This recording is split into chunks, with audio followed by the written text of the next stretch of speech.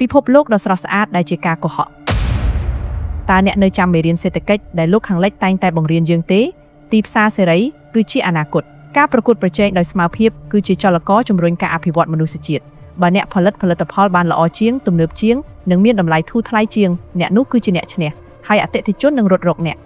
នេះជាទ្រឹស្ដីដ៏ស្រស់ស្អាតដែលអាមេរិកបានផ្សព្វផ្សាយទៅកាន់ពិភពលោកអស់រយៈពេលជិត1សតវត្សរ៍ប៉ុន្តែនៅពេលដែលទ្រឹស្ដីដ៏ស្រស់ស្អាតនេះត្រូវបានយកមកអនុវត្តដោយប្រទេសមួយឈ្មោះថាចិនហើយវាកំពុងតែរំលាយឧស្សាហកម្មលំដាប់កំពូលរបស់អាមេរិកស្រាប់តែច្បាប់នៃទីផ្សារសេរីត្រូវបានហែកចោលភ្លាមនៅចំពោះនៅក្នុងឆ្នាំ2024សហរដ្ឋអាមេរិកបានប្រកាសជាផ្លូវការបង្កើនពន្ធនាំចូលលើរថយន្តអគ្គិសនីពីប្រទេសចិនរហូតដល់ 100% មានន័យថាបើឡានចិនតម្លៃ$20,000ពេលជាន់ដីអាមេរិកវានឹងឡើងថ្លៃទៅ$40,000ភ្លាមមនុស្សជាច្រើនគិតថានេះជាអាវុធចុងក្រោយរបស់អាមេរិកហើយប៉ុន្តែការពិតពន្ធ 100% គ្រាន់តែជាផ្ទាំងសៀបខាងក្រៅដែលគេបង្ហាញឲ្យអ្នកឃើញតែប៉ុណ្ណោះនៅពីក្រោយខ្នងអាមេរិកបានបង្កើតបណ្ដាញច្បាប់របាំងបច្ចេកទេសនិងយុទ្ធសាស្ត្រគៀបសង្កត់ជាច្រើនជាន់ដែលធ្វើឲ្យឡានចិនទោះបីជាសុខចិត្តបង់ពន្ធ 100% ក៏នៅតែមិនអាចឈានជើងចូលទីផ្សារអាមេរិកបានដែរវាដូចជាការរៀបចំអន្ទាក់ជ្រៅមួយដែលបិទផ្លូវមិនឲ្យឡានចិនមានឱកាសសូម្បីតែដកដង្ហើម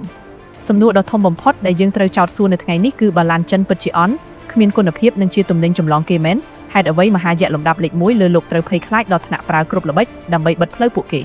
តើអាមេរិកកំពុងការពារសន្តិសុខជាតិពិតប្រាកដឬក៏កំពុងប្រើអំណាចផ្ដាច់ការដើម្បីការពារភាពទន់ខ្សោយរបស់ក្រុមហ៊ុនឡានខ្លួនឯងថ្ងៃនេះយើងនឹងមកវះកាត់មើលផែនការសម្ងាត់គ្រប់ជ្រុងជ្រោយដែលទីក្រុង Washington កំពុងប្រើដើម្បីទប់ទល់នឹងមហារលកស៊ូណាមីនៃរថយន្តចិនកុំឲ្យមកវាយលុកទឹកដីរបស់ខ្លួនការងើបឡើងនៃយៈថ្មីនិងការដេកលក់របស់តោចាស់ដើម្បីយល់ពីមូលហេតុដែលអាមេរិកភ័យខ្លាចយើងត្រូវត្រឡប់ទៅមើលប្រវត្តិសាស្ត្របន្តិចអស់រយៈពេលជាង1សតវត្សរ៍ឧស្សាហកម្មរថយន្តគឺជាមោទនភាពជាតិរបស់អាមេរិកម៉ាកល្បីៗដូចជា Ford, General Motors និង Chrysler មិនត្រឹមតែជានិមិត្តរូបនៃទ្រព្យសម្បត្តិប៉ុណ្ណោះទេប៉ុន្តែពួកគេជាអ្នកបង្កើតវប្បធម៌រស់នៅរបស់ជនជាតិអាមេរិកបើគ្មានឧស្សាហកម្មឡានទេអាមេរិកក៏មិនអាចក្លាយជាមហាអំណាចសេដ្ឋកិច្ចបានឡើយប៉ុន្តែខណៈពេលដែលក្រុមហ៊ុនអាមេរិកកំពុងសប្បាយចិត្តនឹងការប្រមូលប្រាក់ចំណេញរាប់ពាន់លានដុល្លារពីឡានសាំងខ្នាតធំដែលស៊ីសាំងដូចទឹកនៅឯត្រើយម្ខាងនៃមហាសមុទ្រប្រទេសចិនកំពុងរៀបចំផែនការសម្ងាត់មួយដែលនឹងផ្លាស់ប្ដូរផែនទីពិភពលោក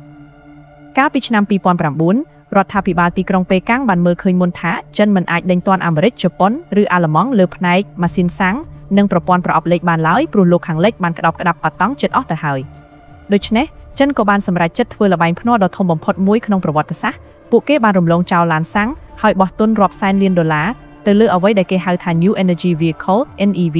ឬរថយន្តអគ្គិសនីកាលពី15ឆ្នាំមុនក្រុមហ៊ុនលោកខាងលិចសើចចំអកឲ្យផែនការនេះស្ថាបនិកក្រុមហ៊ុន Tesla លោក Elon Musk ធ្លាប់បានផ្ដល់បទសម្ភាសន៍ទាំងសោយក្អាកក្អាយនៅពេលអ្នកកាសែតសួរអំពីក្រុមហ៊ុន BYD របស់ចិនដោយលោកនិយាយថាតើអ្នកធ្លាប់ឃើញឡានរបស់ពួកគេទេខ្ញុំមិនគិតថាពួកគេជាគូប្រជែងឡើយប៉ុន្តែអ្នកដែលសោយក្រោយគេទេគឺជាអ្នកដែលនឹងសោយបានយូរជាងគេ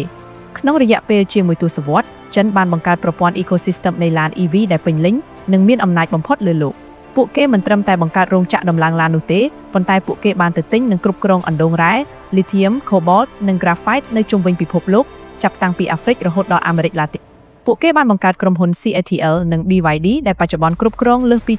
70% នៃសមត្ថភាពផលិតអាគុយឡានអគ្គិសនីទូទាំងពិភពលោ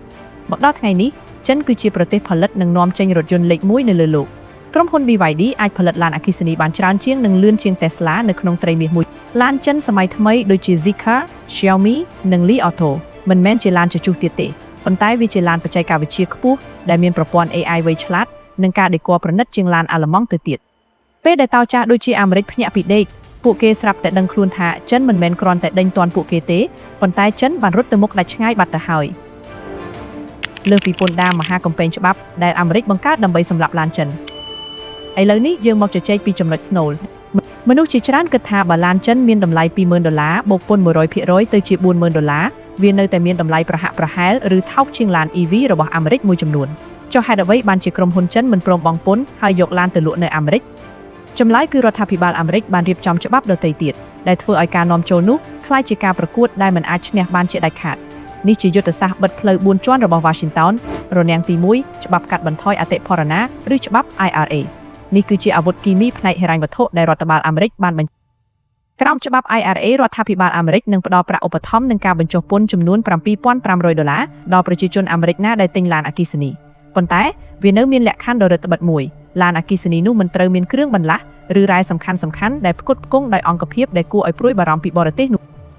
ះពាក្យនេះគឺជាភាសាច្បាប់ដែលគេបង្កើតឡើងក្នុងគោលបំណងចង្អុលមុខប្រទេសចិនតែម្ដងមានន័យថាបើឡានរបស់អ្នកប្រើអាគុយដែលធ្វើនៅចិនឬសូម្បីតែប្រើរ៉ែដែលកែច្នៃដោយក្រុមហ៊ុនចិនឡាននោះនឹងមិនទទួលបានការឧបត្ថម្ភ$7,500នេះឡើយ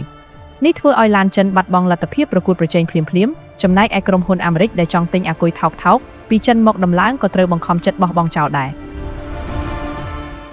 ររនាំងទី2របាំងបទដ្ឋានសុវត្ថិភាពសហព័ន្ធឬ FMVSS សហរដ្ឋអាមេរិកមានច្បាប់ស្តង់ដារសុវត្ថិភាពរថយន្តខុសប្លែកពីតំបន់អឺរ៉ុបនិងអាស៊ីដើម្បីឲ្យឡានមួយគ្រឿងអាចលក់នៅអាមេរិកបានវាត្រូវឆ្លងកាត់ការធ្វើតេស្តបុកទង្គិចនិងបទដ្ឋានបច្ចេកទេសរាប់ពាន់ចំណុចដែលត្រូវចំណាយលុយរាប់រយលានដុល្លារនិងប្រើពេលរាប់ឆ្នាំដើម្បីកែច្នៃរចនាសម្ព័ន្ធឡានឡើងវិញអ្វីដែលគួរឲ្យខ្លាចគឺទោះបីជាឡានចិនទទួលបានលំដាប់ផ្កាយ5ផ្នែកសុវត្ថិភាពនៅអឺរ៉ុបក៏អាមេរិកមិនទទួលស្គាល់ដែរពួកគេតម្រូវឲ្យធ្វើតេស្តតាមស្តង់ដារអាមេរិកសុទ្ធសាធដែលនេះជាវិធីស្របច្បាប់ក្នុងការពន្យាពេលមិនឲ្យឡានចិនចូលស្រុកបានលឿនរនាំងទី3ការស៊ើបអង្កេតលើរថយន្តឆ្លាតវៃតភ្ជាប់អ៊ីនធឺណិតចំណុចនេះហើយដែលទើបតែផ្ទុះឡើងខ្លាំងរដ្ឋាភិបាលអាមេរិកបានបើកការស៊ើបអង្កេតនិងឈានទៅរកការហាមឃាត់ប្រព័ន្ធ software និង hardware របស់រថយន្តណាដែលមានប្រភពមកពីប្រទេសចិនក្រសួងពាណិជ្ជកម្មអាមេរិកបានលើកឡើងថារថយន្តសម័យថ្មីមានប្រព័ន្ធតភ្ជាប់បណ្ដាញដែលអាចប្រមូលទិន្នន័យបាន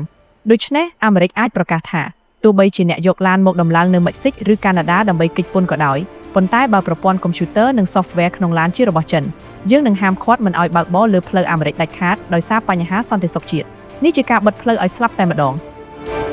រនាំងទី4សម្ពាធភូមិសាស្ត្រនយោបាយលើប្រទេសជិតខាងនៅពេលដែលដឹងថាផ្លូវត្រង់ត្រូវបិទក្រុមហ៊ុនចិនដូចជា BYD បានរៀបចំផែនការផ្លូវវាងដោយទៅសាងសង់រោងចក្រដ៏ធំនៅប្រទេសមិចស៊ិកដើម្បីប្រើប្រាស់អត្ថប្រយោជន៍ពីកិច្ចព្រមព្រៀងពាណិជ្ជកម្មសេរីអាមេរិកកាណាដាមិចស៊ិកឬ USMCA ក្នុងការនាំចូលឡានទៅអាមេរិកក្នុងពន្ធ 0% ប៉ុន្តែអាមេរិកដឹងខ្លួន Washington បានដាក់សម្ពាធយ៉ាងធ្ងន់ធ្ងរលើរដ្ឋាភិបាលមិចស៊ិកដោយបង្ខំឲ្យមិចស៊ិកដកចេញនូវការលើកទឹកចិត្តផ្នែកពន្ធចំពោះវិនិយោគិនចិននិងហាមឃាត់មិនឲ្យផ្ដល់ដីធ្លីសម្រាប់សាងសង់រោងចក្រឡានចិនឡើយអាមេរិកថែមទាំងគម្រាមថានឹងពិនិត្យឡើងវិញនូវកិច្ចព្រមព្រៀង USMCA ទាំងមូលប្រសិនបើមិចស៊ិកបណ្ដោយឲ្យចិនប្រើប្រាស់ខ្លួនជាឈ្នន់ដើម្បីវាយលុកអាមេរិកសុបិនអាក្រក់នៃសន្តិសុខជាតិឬគ្រាន់តែជារឿងនយោបាយរដ្ឋាភិបាល Washington តែងតែប្រើប្រាស់ពាក្យពីរម៉ាត់យ៉ាងស័ក្តិសិទ្ធិដើម្បីធ្វើជាខែលការពាររាល់ទង្វើរបស់ខ្លួននោះគឺសន្តិសុខជាតិរដ្ឋមន្ត្រីក្រសួងពាណិជ្ជកម្មអាមេរិកលោកស្រី Gina Raimondo ធ្លាប់បានបង្កើតការជជែកដេញដោលយ៉ាងក្តៅគគុកនៅពេលលោកស្រីនិយាយទៅកាន់ប្រព័ន្ធផ្សព្វផ្សាយថាសូមស្រមៃថាមានរថយន្តចិនរាប់លានគ្រឿងកំពុងរត់នៅលើផ្លូវនានារបស់អាមេរិកឡានទាំងនោះមានកាមេរ៉ារាប់សិបគ្រាប់មានមីក្រូហ្វូនមានប្រព័ន្ធ GPS តាមដានទីតាំងប្រសិនបើថ្ងៃណាមួយទីក្រុងប៉េកាំងចង់បង្កើតភាពវឹកវរពួកគេគ្រាន់តែចុចប៊ូតុងបញ្ជាតែមួយគត់នោះរថយន្តចិនរាប់លានគ្រឿងនៅអាមេរិកនឹងត្រូវបិទដំណើរការក្នុងពេលតែមួយតើមានអ្វីកើតឡើងចំពោះប្រទេសរបស់យើងសម្រាប់អ្នកខ្លះនេះស្ដាប់ទៅដូចជាសេណារីយ៉ូក្នុងរឿង Hollywood ដែលបំផង់ហួសហេតុប៉ុន្តែសម្រាប់អ្នកយុទ្ធសាស្ត្រយោធាអាមេរិកនេះជាការព្រួយបារម្ភពិតប្រាកដពួកគេបារម្ភពីការស៊ើបការសម្ងាត់ឡានចិនអាចថតរូបភាពនិងប្រមូលទិន្នន័យទីតាំងជុំវិញតំបន់យោធាដ៏សំខាន់អគាររដ្ឋាភិបាលឬបណ្ដាញអគ្គិសនីស្នូលរបស់អាមេរិករួចបញ្ជូនទៅកាន់ server នៅចិនតាមរយៈប្រព័ន្ធផ្កាយរណបឬ cloud មួយវិញទៀតគឺសង្គ្រាម cyber នៅពេលមានចំនួនជុំវិញបញ្ហាកោះតៃវ៉ាន់អាមេរិកខ្លាចចិនប្រើប្រាស់ប្រព័ន្ធបញ្ជាឡានពីចម្ងាយដើម្បីធ្វើឲ្យឡានចិនទាំងអស់នៅលើផ្លូវ highway អាមេរិកឈប់ដំណើរការឬបុកគ្នាបង្កើតជាមហាវិនាសកម្មចរាចរណ៍ដែលធ្វើឲ្យកងទ័ពអាមេរិកមិនអាចចល័តបានប៉ុន្តែបើយើងក្រឡេកមកមើលតាភាពពិតជាក់ស្ដែងវិញតើវាជារឿងសន្តិសុខជាតិសុទ្ធសាធឬក៏វាជារឿងសន្លឹកឆ្នោតនិងសេដ្ឋកិច្ចឧស្សាហកម្មរថយន្តអាមេរិកគឺជាអាណាចក្រដ៏ធំធេង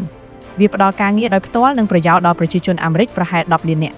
់រដ្ឋសំខាន់ៗដូចជា Michigan, Ohio និង Indiana គឺជាផ្ទះរបស់រោងចក្រឡានយក្សហើយរដ្ឋទាំងនេះក៏ជារដ្ឋសមរភូមិឆ្នោតដែលសម្រាប់ជោគវាសនារបស់ប្រធានាធិបតីអាមេរិកផងដែរអ្នកនយោបាយអាមេរិកមិនថាបកប្រជាធិបតេយ្យឬបកសាធារណរដ្ឋនោះទេមិនអាចបណ្ដោយឲ្យកម្មកររាប់សែននាក់បាត់បង់ការងារដោយសារឡានចិនឡើយបើ Ford ឬ GM ដួលរលំវានឹងបង្កើតជាឥទ្ធិពលដូមីណូបំផ្លាញសេដ្ឋកិច្ចអាមេរិកទាំងមូលការដាក់ពន្ធនិងការបង្កើតច្បាប់រដ្ឋបិទគឺជារបាំងការពារនយោបាយដើម្បីទិញពេលវេលាឲ្យក្រុមហ៊ុនអាមេរិកដកដង្ហើមនិងអភិវឌ្ឍខ្លួនតើការបិទផ្លូវនេះជួយសង្គ្រោះឬកំពុងសម្លាប់អាមេរិកខ្លួនឯង